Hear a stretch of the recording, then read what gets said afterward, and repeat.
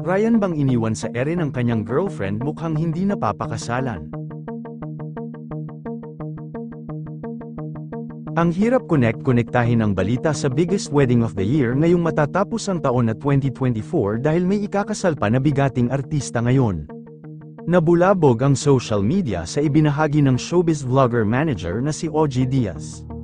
Ibinahagi ng komedyante na may hahabol na ikakasal pa ngayong taon kung saan madami naman ang nalito at nagtanong kung sino ang KNB na ikakasal ngayon.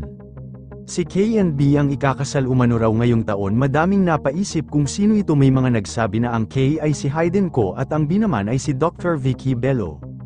Hindi naman naiwasan na pagdudahan ng publiko si Ryan Bang at ang girlfriend nito na si Paula Huyong, ito raw ng isang malaking possible na ikakasal ngayon taon na tinutukoy na the biggest wedding of the year.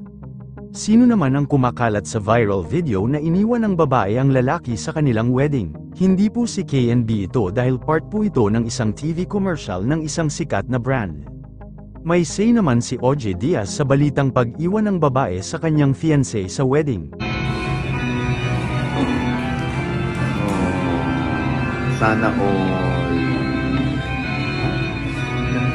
Anong binulong? Ala ka na. Ano nangyari? Naudlot talaga, ha? Diyos ko. Baka may tumutol. Ganun na lang ba yun, ha? Nang dahil lang sa bulong, iniwan mo yung mapapangasawa mo? Ano naman kaya yung binulong? Kawawa naman yung groom, ano? Bigla na lang nilayasan. Ano kaya yung nararamdaman ng lalaki, no? Kaloka. Aba, kung sa akin mangyari yan, Diyos ko, parang gusto ko na lumubog doon sa altar. Naku, pagsisiyan kaya ni bride yung pag-iwan niya sa lalaki. Teka, i-research ko to.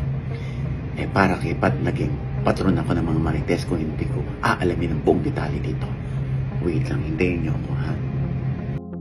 Ang issue dito ay ang pag-atras umano ng girlfriend ni Ryan Bang na si Paula. Si Paula raw ay umayaw na sa magaganap sana nilang wedding ni Ryan Bang dahil may mga nalaman umano raw ang babae sa aktor.